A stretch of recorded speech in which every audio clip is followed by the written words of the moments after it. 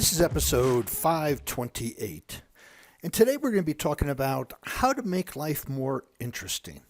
Have you ever just felt one of those days or those weeks or those months where you could spice up your life a little bit, make it more interesting, but you don't know how, and you're kind of stuck, especially this past year when a lot of us have been homeward bound, if you will, and stuck at home. And so how can we make life more interesting?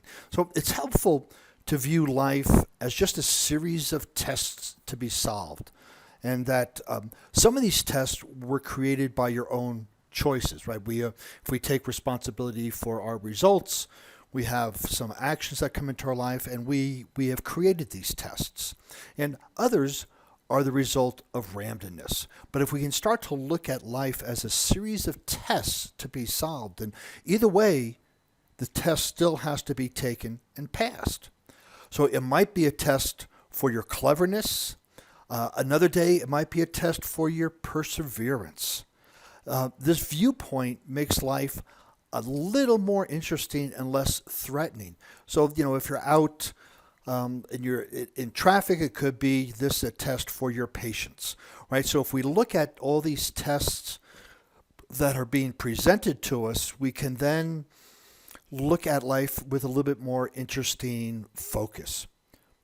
So if you pass the test, fantastic, right? Great. Hey, I passed. If you don't pass the test, that's fine too, because it'll present itself over and over again. Failing a test highlights what you need to learn to advance further in life. Again, if you're in a traffic jam and you fail the test of patience, you'll find yourself at red lights, in traffic jams, in something else that's going to continue to test it. It doesn't mean the events aren't going to happen, but what means is that you're not going to get frustrated because you're going to have your patience, and the event will take on a whole different perspective. So consider the advantages of looking life at a series of interesting tests. I mean, it can be very, very, either a detective, a test, something that can intrigue you to find out what the test is each time. So here's one way to make life more interesting. It's just a puzzle to be solved. That is, view the goals and the obstacles in your life as puzzles to be solved. And all puzzles have at least one solution. View your goals and challenges in the same way. So when you look at a problem, there's at least one solution. There's probably many, many solutions. But instead of going, here's the problem, or here's my goal, I'm not going to be able to reach it, think of all the ways you can. And they're just puzzles with solutions you have to have figured out. And goals are great like that, because we have a goal, we might get stuck. And if you have a goal that's big enough, you're going to find along your journey to achieving that goal, there will be obstacles. There will be stuff that gets in your way. And you just look at it as a problem to be solved. Have you ever gone into a maze? A maze is a perfect example. Not a labyrinth, because a labyrinth you go in and out the same way, but a maze. And you go in and you want to get out, so this is the puzzle to be solved. At the other end of the maze is your goal. Well, you go in and you turn right. Oh, you hit a dead end. You go in, you turn left. That's great. You turn left. Good. You turn right. Oh, dead end. You back trail. So this is just trying to figure out how to get to that goal. And life can be the same way. These are just invisible mazes that we're walking through. But if you can think of it in those terms, you're going to have a lot more fun with the obstacles that come up in your life. Don't take it personally. This was one of the things in the Four Agreements, Don Miguel Ruiz, was don't take anything personally. When we take things personally, we kind of get, it pushes our buttons a little bit.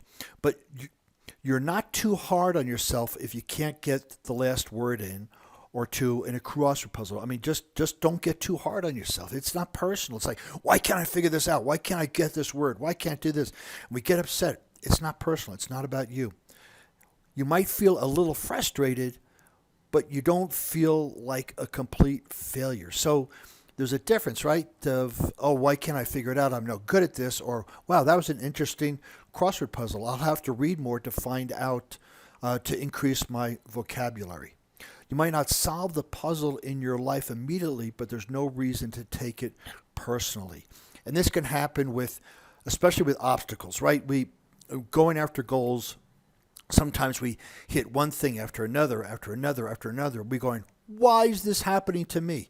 That's a perfect example of taking things personally because it happens to everybody. It's not, why is this happening to me?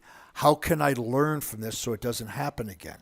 When we start taking things personally, we tend to shut down and not see the learnings and not see the teachings in the event that's happening to us. So we can remove ourselves from it. We then can be open to learning. Be curious. Have a curiosity for life and its solutions. Be curious about what it takes to become wealthy, lose weight, have a great relationship, or accomplish whatever you want to accomplish. And part of that curiosity is asking, I wonder what so-and-so would do in this particular case. Being curious. If you want to have a great relationship, find a couple that has a great relationship, and then be curious about what do they do during the day? What do they do? How do they talk? How do they hold hands? If you want to find somebody, if you want to be rich, whatever that means to you, find somebody who is, and be curious, investigate it, because all of these things, there are solutions out there, and people are living the solutions. We just need to be curious about how did they get there.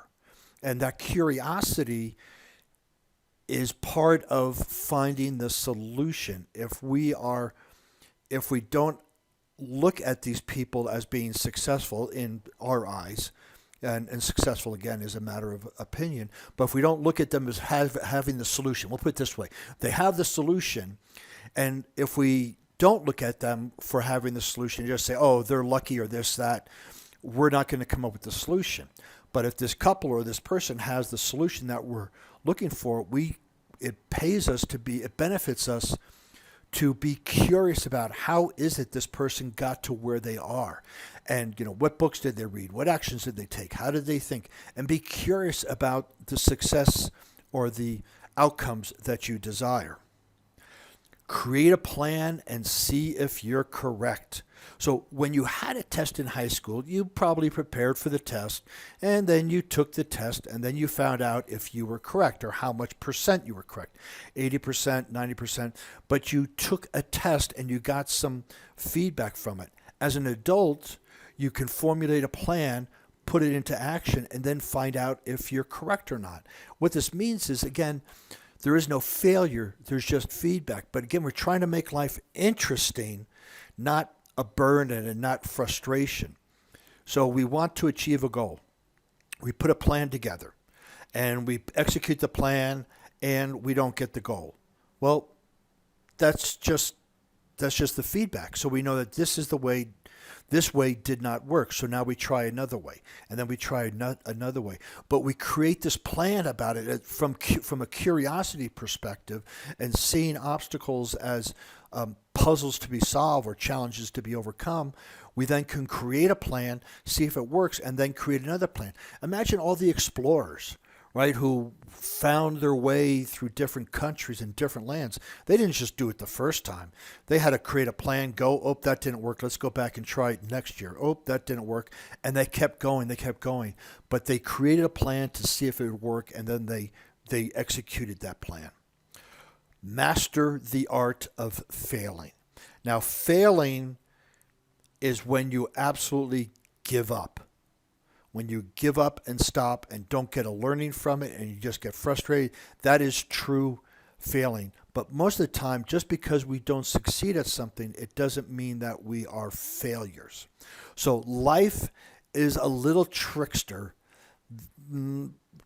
than high school, right? It's a little bit trickier, but the idea is the same.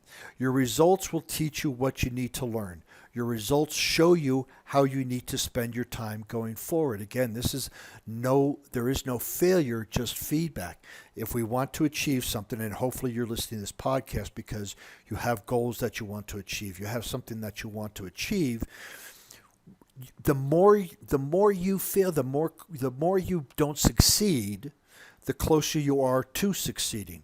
Very few endeavors were successful the very first time. But as we correct it, get the feedback, learn from it, correct and continue, we are going to eventually achieve that desired outcome. And in the meantime, we're going to make life more interesting.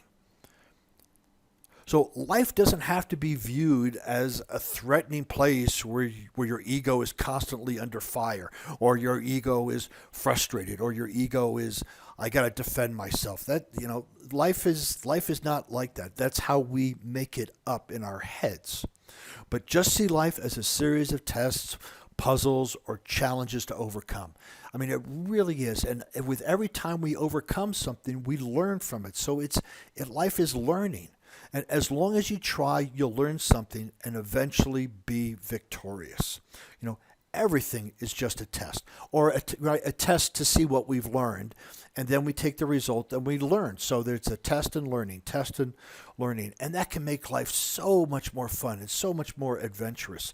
So if you don't pass, you're free to take the test again without penalty. As a matter of fact, the universe will make sure you keep taking that test over and over again until you learn the lesson. If you'd like some more information about how to make life more interesting, please visit warriormindcoach.com for more information.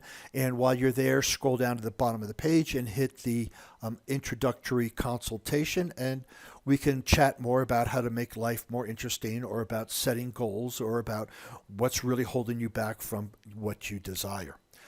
And while you're on the internet looking for the site, please follow me on LinkedIn, Facebook, Instagram, Pinterest under Warrior Mind Coach.